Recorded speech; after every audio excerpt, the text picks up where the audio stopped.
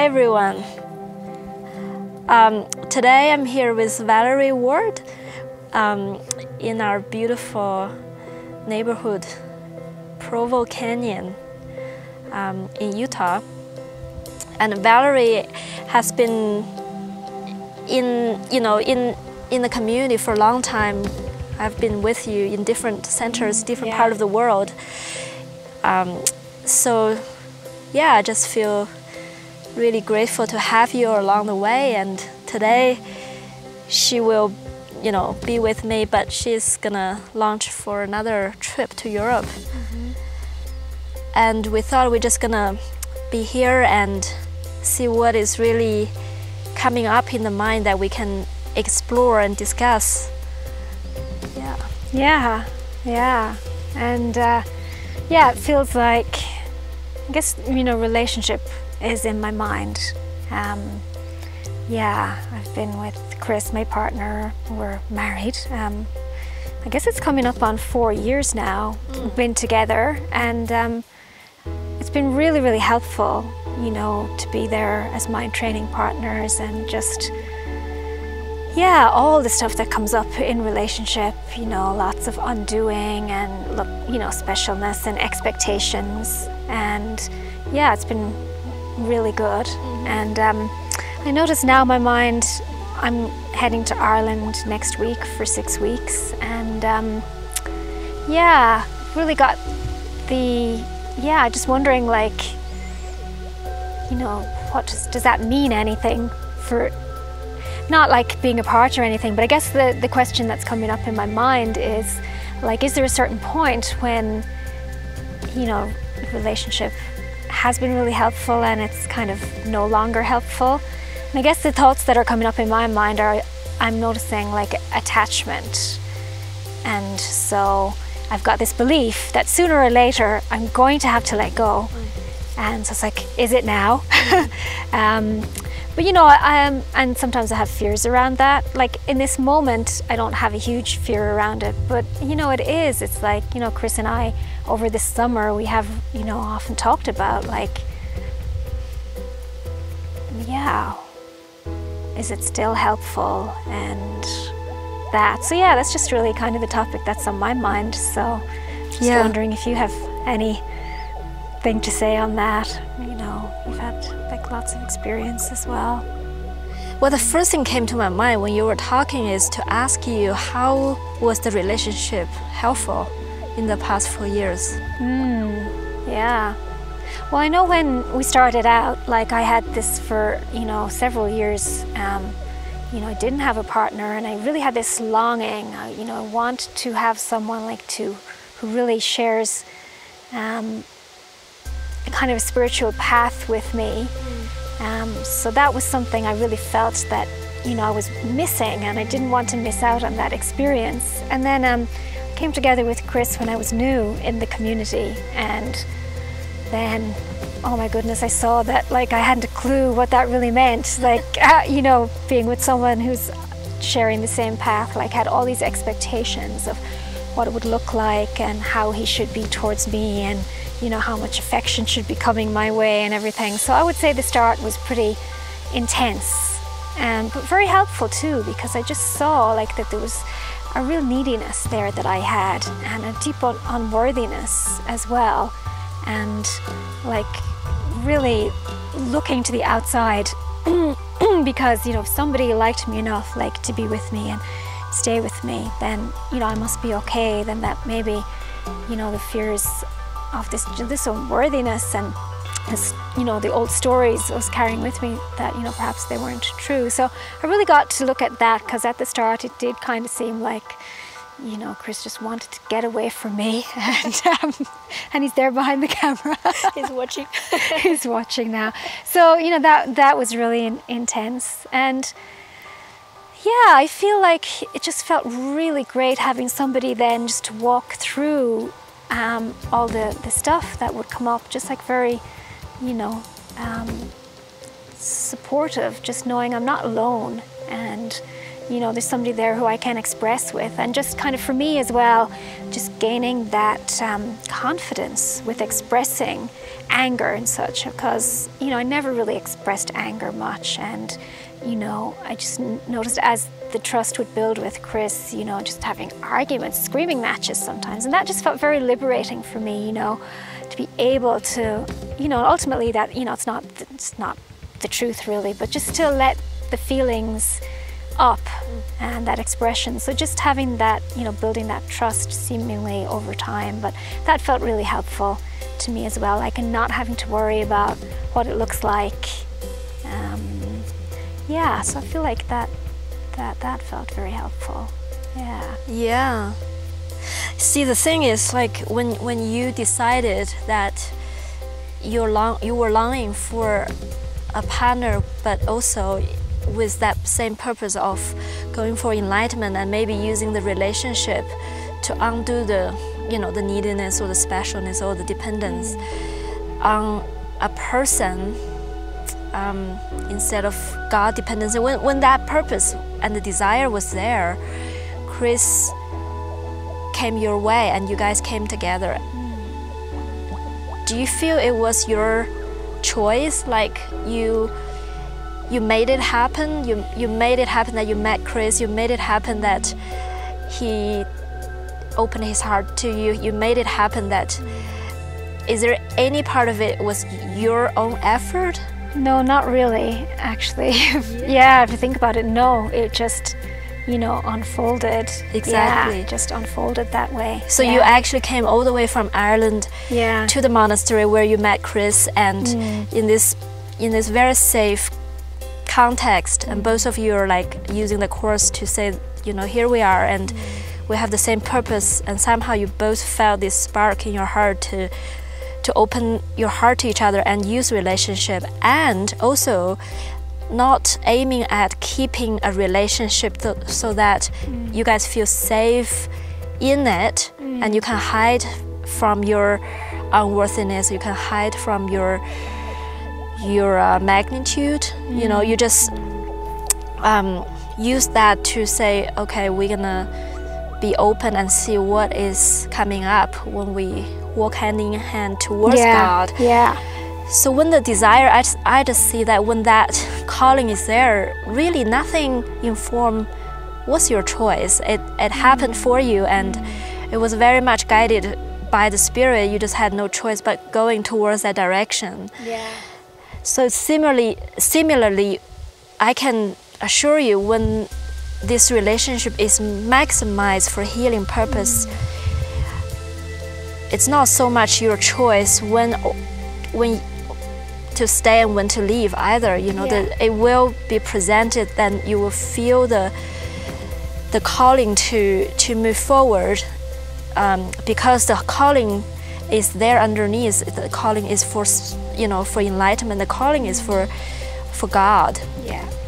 So I feel like that, and also a lot of the time when we talk about relationship and letting it go, there is this kind of feeling of letting people go, or letting something really good go, letting love or this intimacy go. It's almost like implying a loss. But in my personal experience, and also when I watch just people go through relationship, the way that, you know, when we follow the guidance and when we just say, you know, my life is in your hand, Spirit, just guide me. What tends to happen a lot of the time, actually I can say all of the time, is the Spirit will guide you to something bigger and more heart opening. And you could feel it. It's almost like if you really want to hang on to the story that I'm letting go of something, or I'm going through loss, and that is necessary too, because you have to walk through it to see it's not really true. So if that happens, you just know that is a necessary period for you to see through the illusion. But whatever that is guiding you out is actually guiding you into something that is really gonna have you feel your strength and your inner light, because that wants to shine through. And tends to happen when the mind started to play weak and dependent on a body instead of the spirit within. Yeah. And actually is sort of hooked in that kind of role and get trapped. That's where sometimes spirit will guide you to something bigger. Yeah. A lot of the times it could be another relationship, it could be a huge project collaborating with a lot of people, a higher function or a different place, a new role. But yeah, it just feels, you know, the loss really only happens in the mind and in the story, and it's actually not even an experience if you just truly want to experience what is presented in front of you, and you see how the expansion happens in the mind. It's just, there is no smallness anymore, and you see that all these stories about fear of loss, fear of not having the intimacy is actually the smallness that you're feeling. Yeah, I feel like I had just even a small experience of that during the last week. You know, we've been up in the canyon at the Strawberry Festival, and I noticed, yeah, just some of those kind of feelings coming up, like attachment, and, you know, seeing Kris like joining with others, you know, in that festival. It's always like that. It's beautiful, lots of connections and intimacy really with lots of people. And I noticed, you know, these kind of, you know, clingy feelings coming up, and the ideas of, oh, you know, he's gonna kind of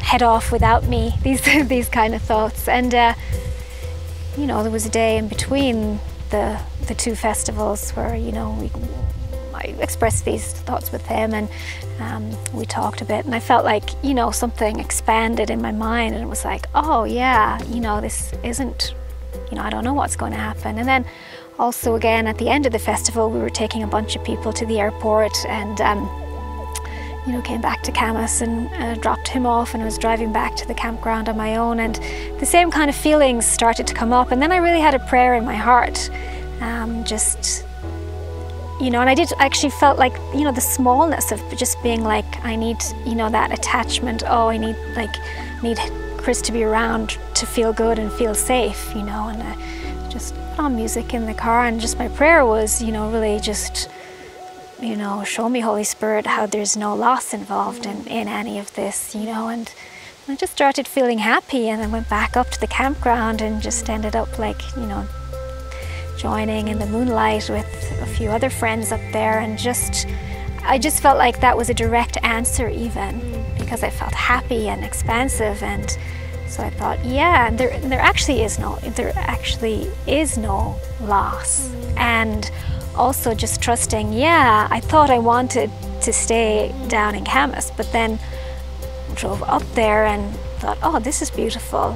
You know, I don't even know what I really want or what makes me happy. So I just saw that those were kind of just thoughts, and yeah, just holding on to some kind of a story. Yeah. I think in terms of relationship, I also feel to say that we're never going to be in shortage of relationships, because we're going to have ongoing relationships, because that's our pathway to God, really. As the Course is saying, you know, a holy relationship is given you, because that's the only way to achieve true happiness and peace of mind, is to see that there is nothing that I put between me and my brother. Like, doesn't really matter what kind of relationship it is in form, but in the end, it comes down to this simplicity where I just know if there's something I put in between my brother, doesn't matter this person is a romantic partner or a collaborator or just someone I see passing by, you know, as long as I have something in between, I will not be peaceful. Yeah. Very, very simple. So in a way, yeah, these kind of relationships will be given again and again and again, until that we realize the relationship is really in the mind, and there is nothing we want to put in between myself and anyone else, and there's just intimacy in the mind and intimacy in loving them, then maybe that's done. Yeah, and I know, like when I try, you know, when I'm feeling clinginess or an attachment, it's actually a block to true joining, you know, because, you know, then it's like I'm wanting to get something, and, you know, the joining feels way more expansive when I'm open to, you know, the flow being how it is, and you know, everyone free to just follow inspiration and guidance, you know. Yeah, and you know that actually feels a lot better to me, you know, if I'm headed off in one direction and Kris is headed off in another direction in full inspiration, then, you know, we can, you know, there's a joining there that feels true and good, you know. And the other thing is like a small, you know, a small kind of clingy, limited kind of thing. Yeah, I noticed that also, like before, like now you're in a relationship, you are. It's not happening that you're separating. Yeah. So it's like a story playing out in your mind a lot, and it's about the future. Yeah, exactly. So in that there is really no peace, and sometimes we're attached that we're afraid of the result of what we're imagining, but just the direction of the thinking is fearful in and of itself, you know. Right, it's future-based, yeah.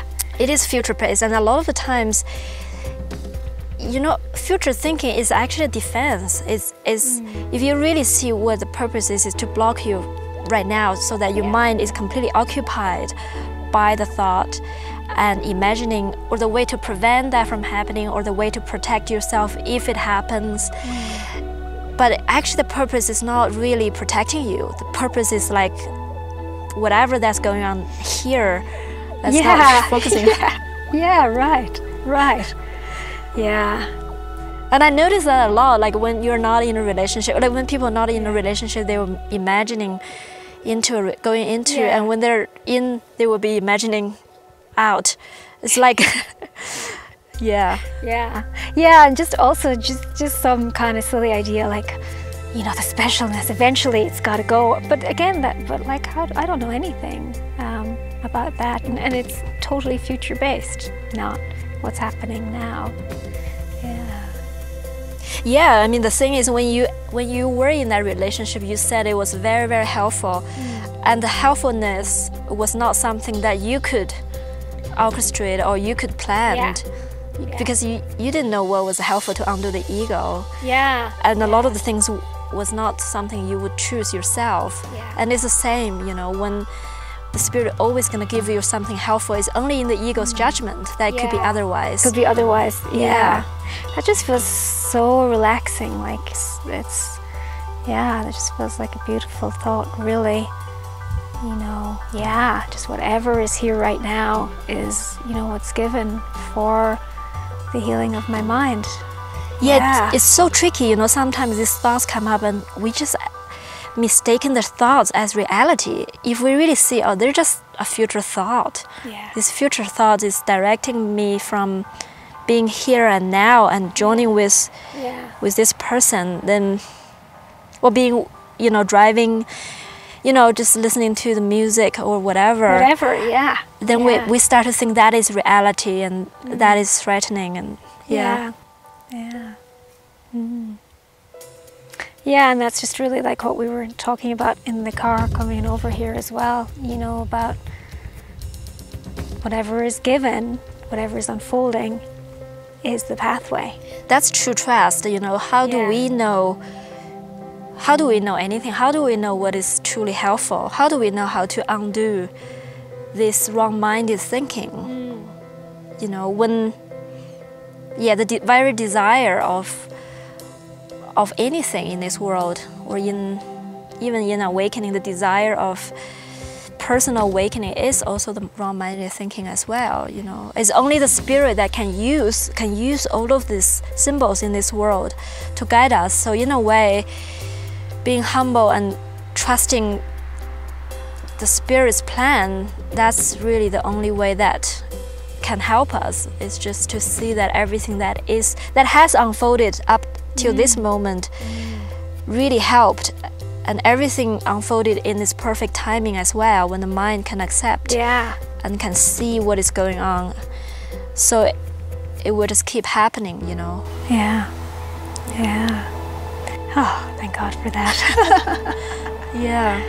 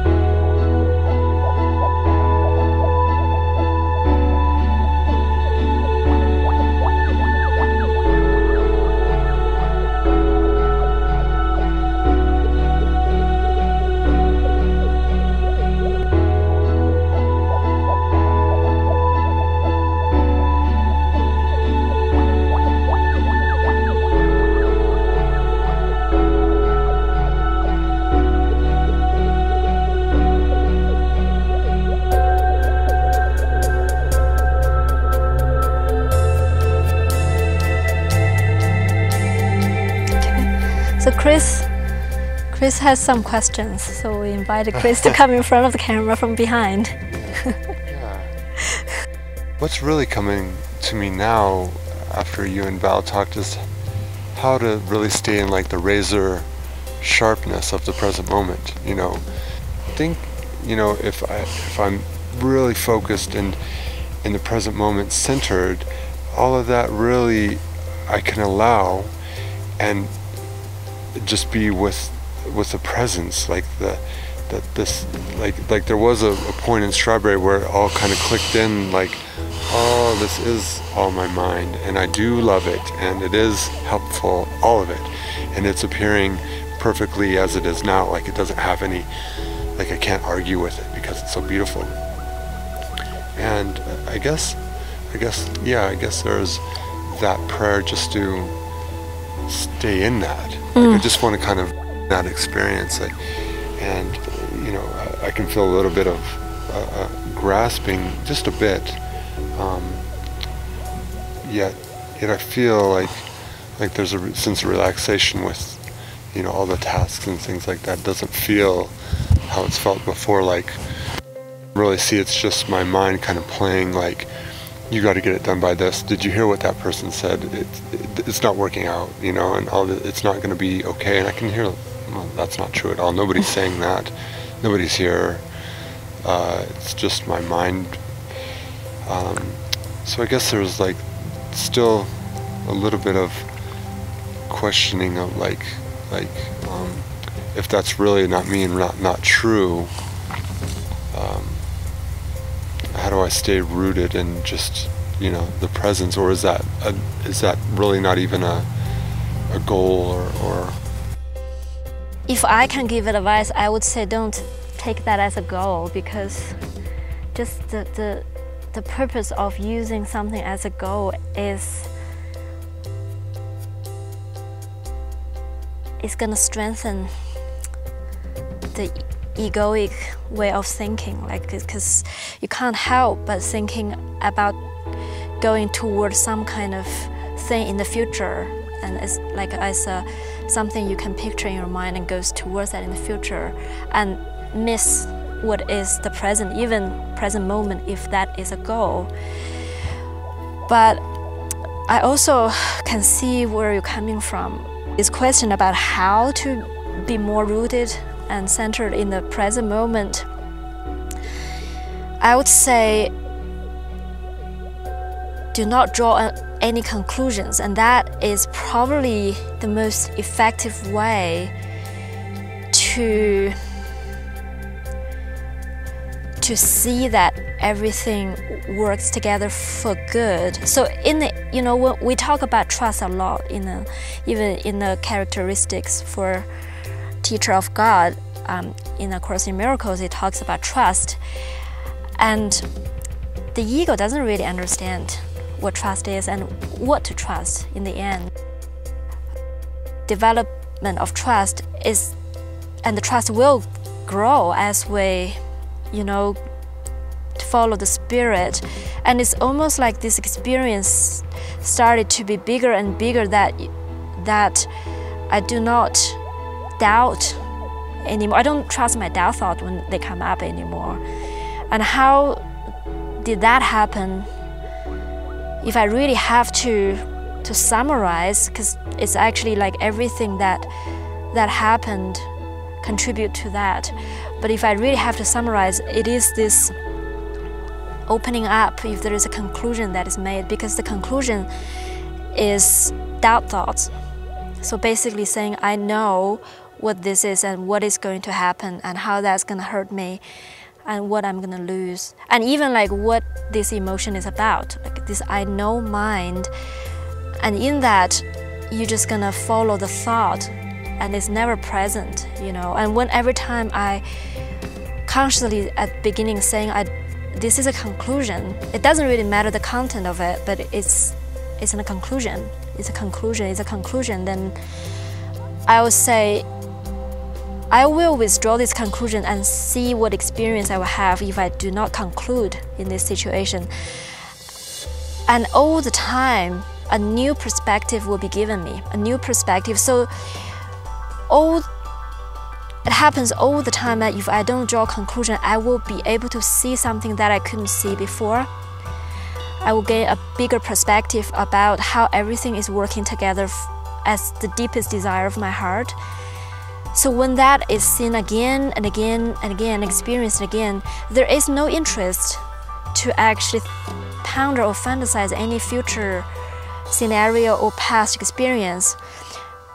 And then when it happens in a way that some kind of blocks are shattered or self-concepts are shattered, I can tell you will feel that you're disabled. You can't think about the future anymore. The mind is not like, I don't even feel like I have a choice to think about the future, but I choose not to. It's not even that. It's this, I'm disabled to think about the future.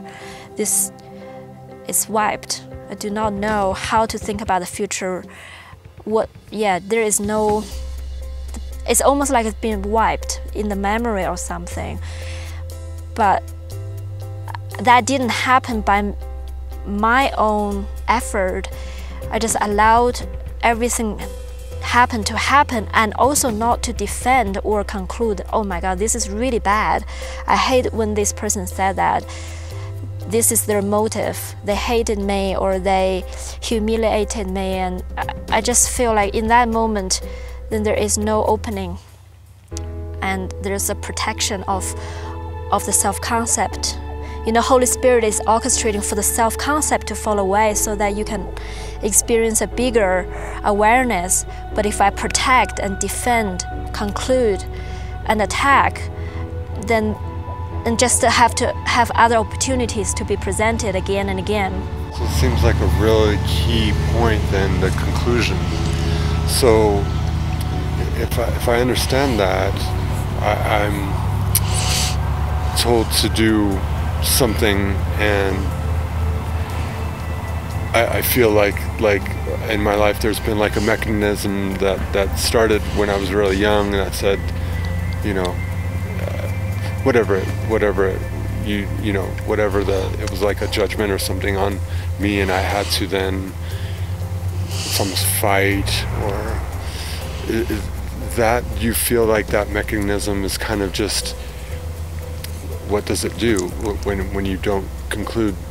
Does it come up and then you kind of let it, you just see it and you relax, or how has that felt? Well, at the beginning, it did have reactions coming up, and that's where I need to pay attention. Like when reactions coming up, normally there is a story, an idea that I was holding on to, And if I defend in my mind, or I defend towards the situation, or try to control or push anything, I just know that's all coming out of this protection of this idea, protection of this conclusion that I'm right, protection of the self-concept in the end. So that's where it starts. Like that does take my attentiveness to you know, to actually to pay attention to the conclusion that I made in the mind, and to actually pray to drop that and pray for a new experience. But that's only the beginning. I don't feel that gradually you don't experience this kind of reaction, or I can say I do not have distinctions of something seemingly really good happen and that, like there is no distinction anymore. So I can't say what I'm experiencing. It's just, you know, there is no distinction in that. And that's like the label and the conclusion about the emotions being released as well. And you just allow everything and you sit with it. In the end, yeah, I cannot distinguish what is a good emotion or what is a bad emotion. It's just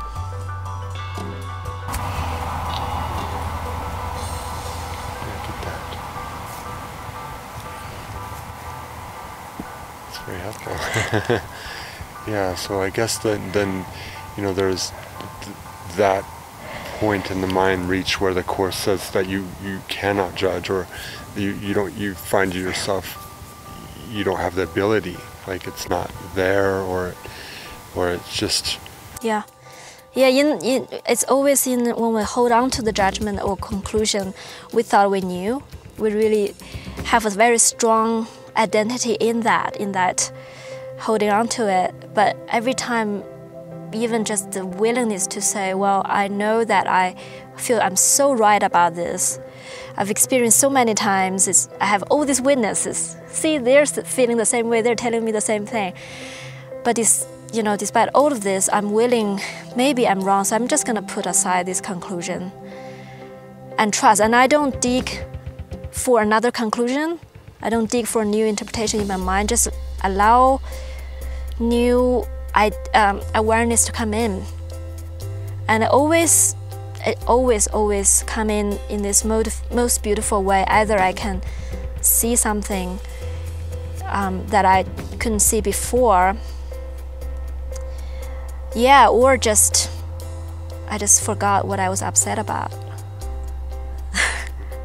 So it's just washed away. And in that, like, to say that gradually I will do this is just a metaphor. But in the end, there isn't a choice.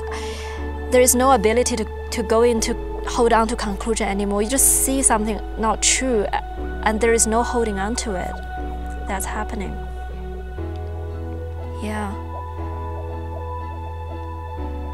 So that was very, very helpful for me.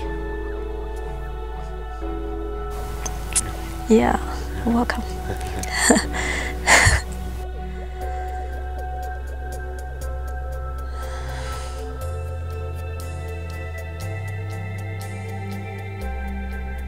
So actually, if you really can see that everything that is happening around you, if you see everything is nothing but an opportunity for you to drop this conclusion, especially if things keep happening and you have the same experience a lot of the time, same kind of, why does this type of person keep showing up in my life? Why does this kind of situation happens? Why I'm always a victim of this particular story?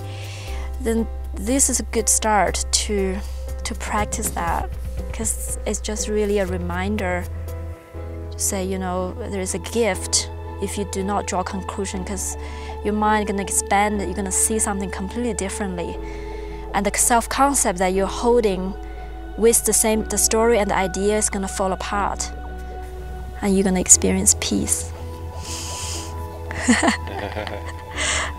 Yeah. And I guess that's then the answer to the question. That's the answer to everything. We figured it all out.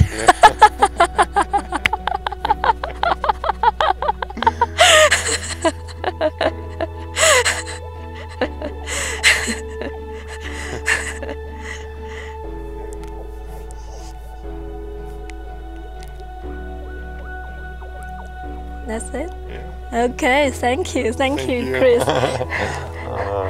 Thank you. Thank you, everyone.